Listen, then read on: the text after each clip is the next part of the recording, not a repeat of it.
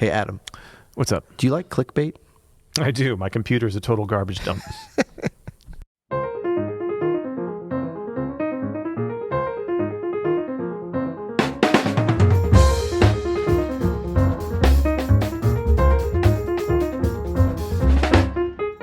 I'm Adam Maness. And I'm Peter Martin. And you're listening to the You'll Hear It podcast. Daily jazz advice coming at you on this. Black Friday?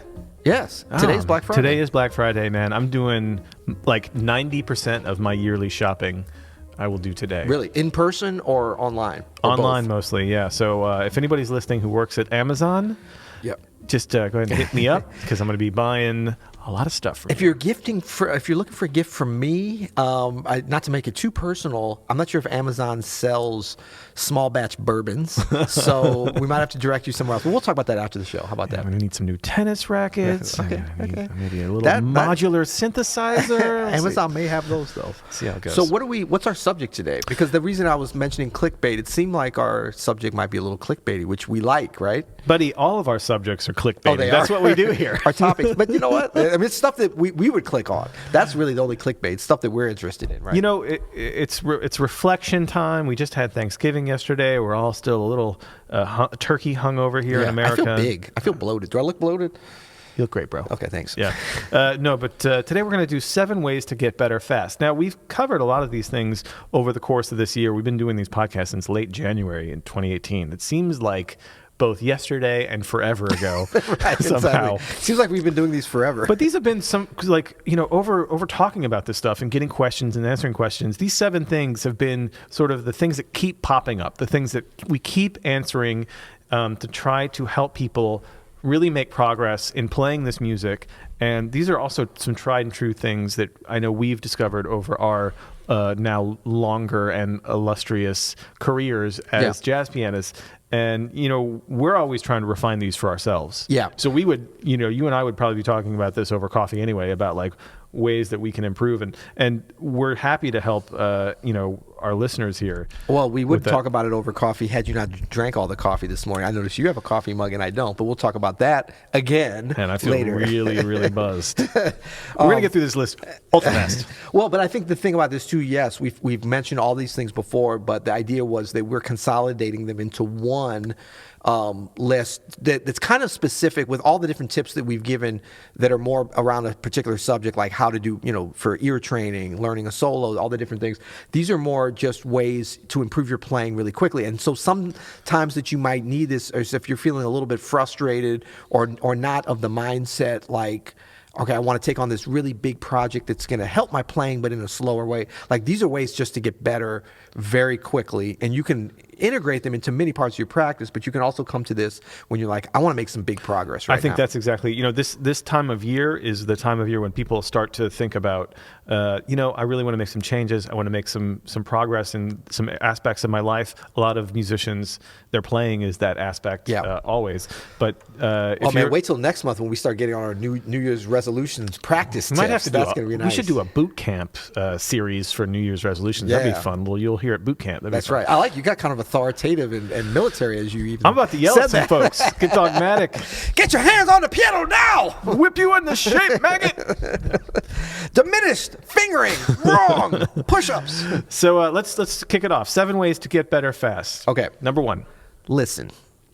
Huge surprise here. Huge surprise.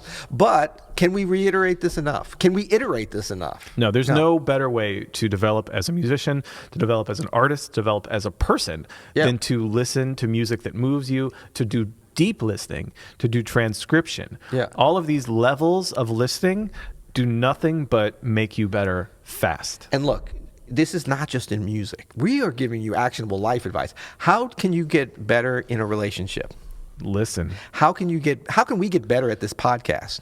Listen. Okay. Yeah. Andrew, how can you get better in the engineering of how you do this podcast? Listen. So hello. All right. Mic drop, holla. All right. I wasn't paying attention to any of that, but number 2, number 2 is to practice every day. If you want to get better fast, you have to spend some time at your instrument. There's no getting around it. No one who is a good player has not spent quality time. Yeah, much less a great player. So, I mean, so true. And like the analogy I could say is like if you're trying to get in shape or trying to become a better runner, how about run every day? You're not going to do it from the couch. Yeah. I mean, a lot of times people are like, all right, I want to be a better runner. I need to get a trainer. I need to get a training program. I need to get some other shoes. I need to get some app or something. Yeah, I need to get an app. I need to get the right music. Okay, all those things are like little 2% optimizations or whatever. But when you want to get, better at something fast, you need to commit to doing it every day. And notice we didn't say practice 7 hours every day. Hey, if you have 7 hours and you have the stamina and the will to do it, that's great. But Right. most of us don't have that kind of luxury. No.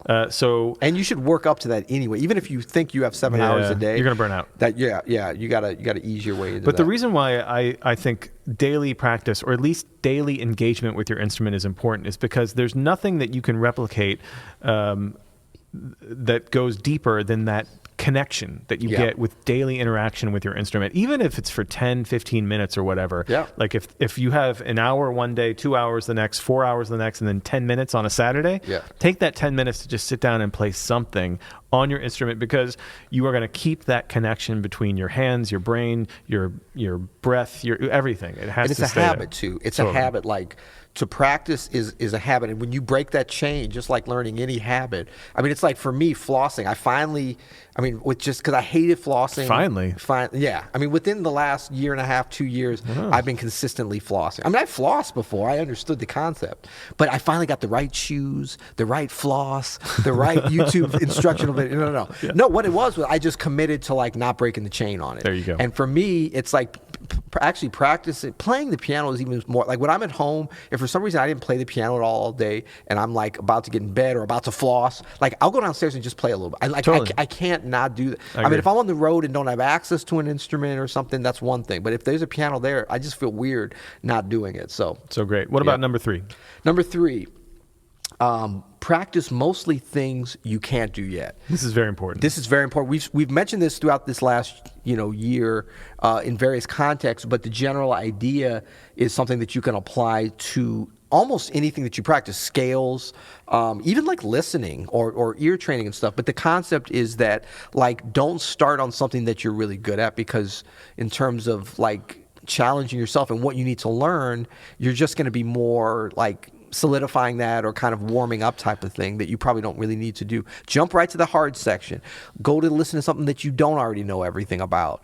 Go to something that's going to challenge you so that you can really maximize your time. And do that at the beginning. Absolutely. Front load that, and then you can do some stuff to kind of just chill or whatever later. We're talking about techniques and tempos and keys that you are not good at yet. Yeah. Focus on that kind of thing, that thing that you don't have mastered, whatever that is. We'll get into how to spot those a little bit later. Yeah. But I always equate it to athletics, right? If you're a runner, you're never going to get faster by just running at the same tempo or running at the same distance. You have to confuse your body. You have to challenge your body. If you lift weights, you're never going to get stronger. You're never going to build muscle By unless doing the same ones you know. Right. Yeah. Unless you confuse those muscles. Same thing with learning an instrument. You're never going to get better unless you confuse your brain and your muscles to the point where they have to learn it ingrained. I'm confused now, so this is perfect. Yeah, exactly. Number 4. Number 4 is to practice performing. I think this is a crucial element that actually you hit me to. I mean, I've always done this a little bit, but you've put such an importance on this, and it's really helped me in my playing. You're welcome. Thank you very much.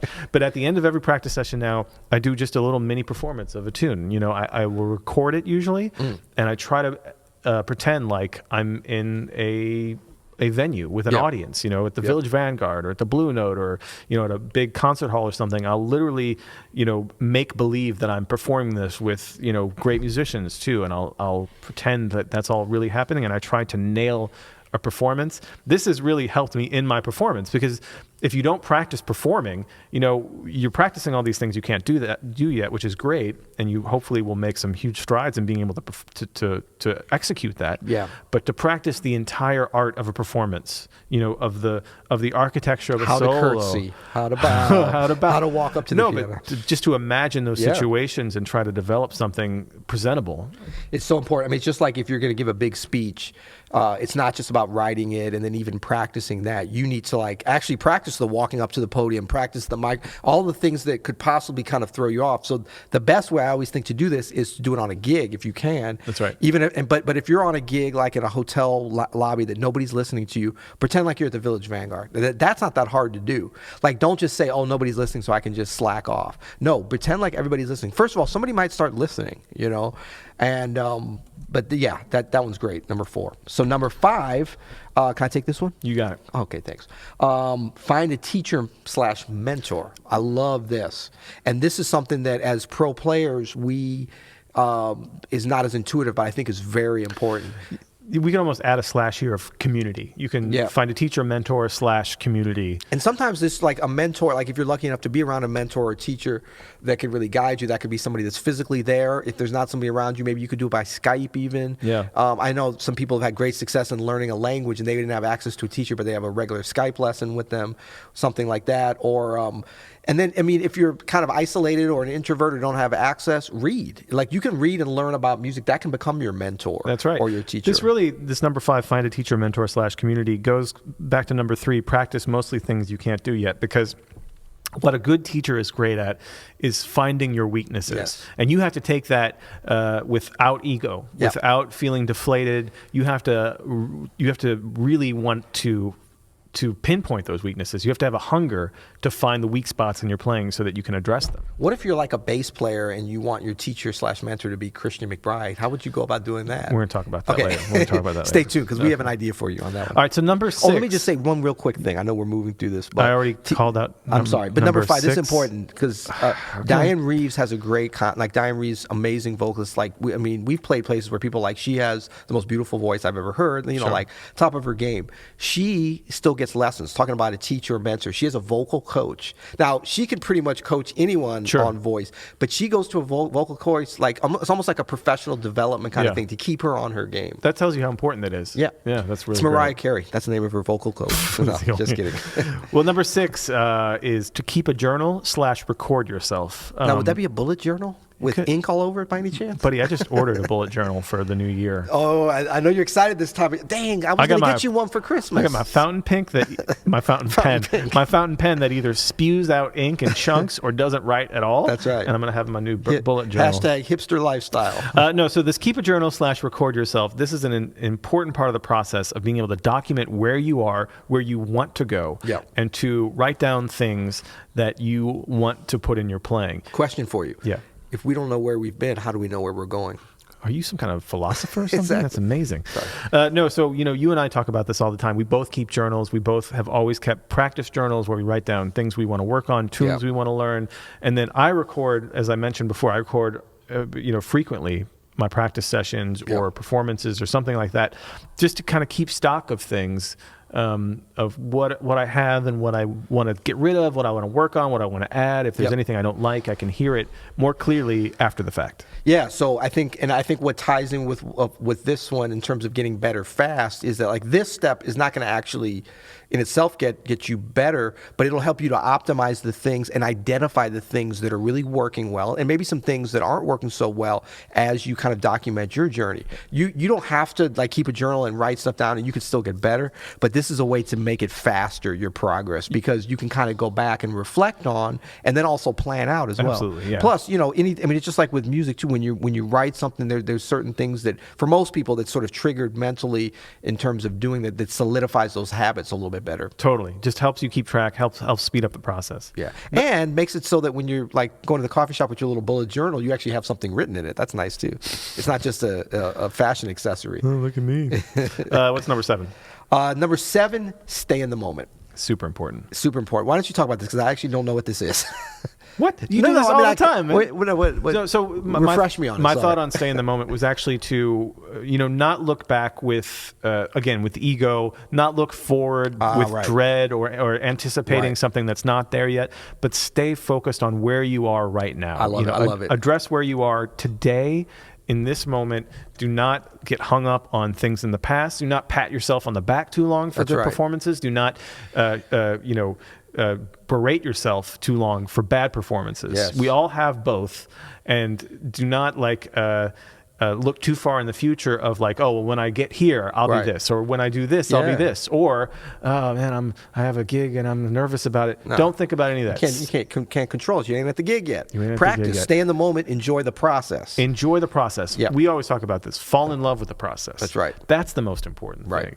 You know, I think about, we've been talking a lot about Roy Hargrove, and I don't know of any musician of our generation, of, you know, around our age that was really in love with the process as much as that cat. Absolutely. I mean, jam sessions, he obviously had such a deep way to hone his skills and his art, and that is inspiring for me. Absolutely, yeah. And I think that the way this is going to make you get better faster is that when you enjoy the process, you're going to start doing more things that automatically improve your playing without you having to think about even 1 through 6. These 1 through 6 are important, but when you add in 7 to these other ones, that's going to be like a multiplier effect on all those kind of things, because within the moment is where the progress really happens, you know. It's all that matters. It's all that matters. And so like this is the thing that's going to kind of push things exponentially for you. Man, this is great. Might be our best list episode ever. Well, this is like a mega list. Now I feel like we're looking back on it. Let's stay in the moment and think about oh no, we can't even think about the next either though. I'm going to stay in the moment. Yeah, let's glory fall in in love this. with the process of making this. Man, it was so glorious what we just said. That's good. Well, speaking of glory, we Smooth. Yeah. We had some. Don't we have some ratings and reviews maybe to read? I know I read one earlier in the week, but there was another one, and I'm just perusing. Did we read the 11-star one? Oh, yeah, we did read that one already. How many 11-star reviews have we ever had? I know. It's like I wanted to come back to that. Okay, maybe we don't have another one. But we do want to tell people, please go leave us a rating review wherever you get your podcasts. You know, if it's with Apple Podcasts, Google, wherever. Stitcher, we're still looking for that Stitcher love. Come on now. But really, it's not so much that it helps our egos, although it does, but it helps spread the love of this podcast. And that's actually how this little phenomenon, this little minor, you'll hear it, and you can hashtag you'll hear it whenever you like. Social media. Please do. You know, it has been spreading around, and I was just in Japan, met some fans that actually come, and actually this young man said he loves the podcast, and he said he loves it for the jazz banter, but he said he also loves it. He said it's his daily English lesson. Oh, well, there you go. Yeah, he said he brushes up on his English. Now, I don't necessarily see either one of us as master of the English language or being particularly verbose, but we'll take the love wherever we get it. Isn't that wild, man, to go to Japan? We're sitting here in our musty-ass pod cave with the Kranich and Bach and Andrew over there just eating usually Chex Mix or whatever Andrew's eating. And some cat in Japan is like listening right now, working on his English. It's great. So there you go. Now, today, we mentioned this a little bit already, but today's Black Friday. And we want to... Snap, exactly. And we want to invite everybody to come and join us at... openstudionetwork.com/BF. That's right. And if you didn't catch any of that, or you're just particularly lazy, just Google Open Studio Jazz, and and we'll come up. But what we put together, we think is, well, we don't think is the biggest savings offer ever. So this is like the best deals you're going to have on any of our courses. But more importantly, we have everything available. We have it all laid out, you know, clearer than we ever have for you. I think it's always been clear, but like you really are getting the best of the best. We're not holding anything back. We're not like just giving you the crappy courses, because we don't have any crappy courses. There are to tell no you the crappy truth. courses. It's all killer, no filler with us. Not to toot our own horn too much per se. I mean, can we talk about the number of Grammy awards that our instructors have won? We can't talk about it because we can't count them all. It's a lot There's of so Grammys. many. We lost count. No, you know, we've been saying this all week, but if you've been on the fence about this, we are selling this hard this week because we want you to know that this is your opportunity to really save a lot of money on any of the courses we do. We have tons of piano courses. We have courses on pretty much every instrument that's applicable to jazz. We're working on trombone. We don't have that yet. But we got some great trombonists in the bullpen. I just got to say, look for that trombonist. They haven't signed at the dotted line, so I can't say their names. But we do have Sean Jones on the trumpet. We have Steve Wilson on the alto saxophone. We have Christian McBride on the bass. We have Hamer Lubambo on the guitar. Peter Sprague on the guitar. We have Warren Wolf on the vibraphone. We have Peter Martin, Jeffrey Heiser on the piano. I'm up in there doing a lot of answering questions on our Facebook page, on our in-house social network. Yep. The community we have of professional musicians too that are subscribers is incredible, where people are helping each other on our site. It's amazing, man. Yeah, it's really amazing, and we are really just sort of the conduits, the platform for bringing together some of the greatest jazz performers of our generation And not only performers, but just great teachers. Christian McBride, Sean Jones, as you mentioned, Gregory Hutchinson, Peter Sprague, Romero Lubombo. I mean, literally, jazz, Brazilian guitar, Google, search, bam, Romero Lubombo comes up. So, we've got him laying it out in English and in Portuguese. Fala Portuguese? Fala Portuguese? No? Okay. I don't know what you're saying. I don't know I'm what you're saying, do you speak Portuguese? I don't know that. Okay. And Ulysses Owens, young gun, on man. the drums. What a great course! A great course. Dude. And if you're familiar with Greg Hutchinson's course and not Ulysses, you're going to want to get in on both because they really dovetail nicely. Talking about a lot of the same concepts and filling in where the other level. Some great stuff. Yeah. there. What do you know about Reuben Rogers? Reuben Rogers, man, and we're about to drop some more rhythm section knowledge from Reuben Rogers that's going to blow your mind. We've got The Art of Swing is coming. The Art of Swing. We humbly name that title of that course. And the great thing is, and I'll give you a little secret. Come to Black Friday, look for the All Access Pass special because this thing is like we have never offered it at this price and we never will again until next year maybe. We've never discounted the All Access Pass this deep at all. No. And the thing is with the All Access Pass, it just gets stronger every day. So if you sign up now for the annual All Access Pass, you're going to get the new Keyser course in a couple of weeks when it comes out with all the beautiful transcriptions and all his performances right here in studio. That's right. You're going to get some exciting beginner jazz piano stuff that we're you and I are right now. That we're working on now, which is great for any instrument. So like if you're like, I want to pick up on some of these concepts, but my piano chops aren't that great, we're going to bring you there.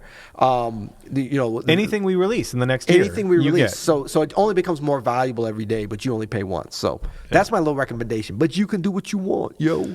Well, thank you all so much for listening to our podcast. We love talking to you about jazz every day. Yep. And go to openstudionetwork.com/BF. Yeah. If you're on your iPhone and you're on the podcast app, you can check out the details description of this episode, and you'll see episode webpage. That'll take you to that same address, openstudionetwork.com/BF.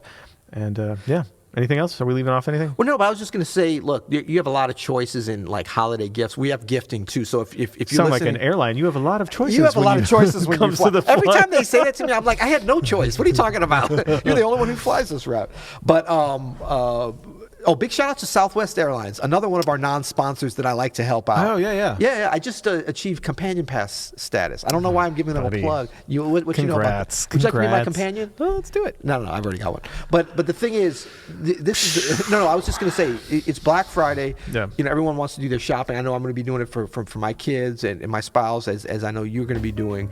But if you want to do something in terms of like truly a gift that'll be with you all throughout the year, come check us out at Open Studio Network because we've got courses, especially the All Access Pass. This is really like we talk about lifelong learning and stuff. This is stuff for you to learn all year, or your loved one or whatever. Yeah, you can go get them a big screen TV, but that's going to cost you a lot more and you're going to get bored with it. Well, I guess you could watch videos and learn on your big screen TV. So maybe get both. That's right. Open Studio and the big screen. That's right. Okay. Well, until next time. You'll hear it.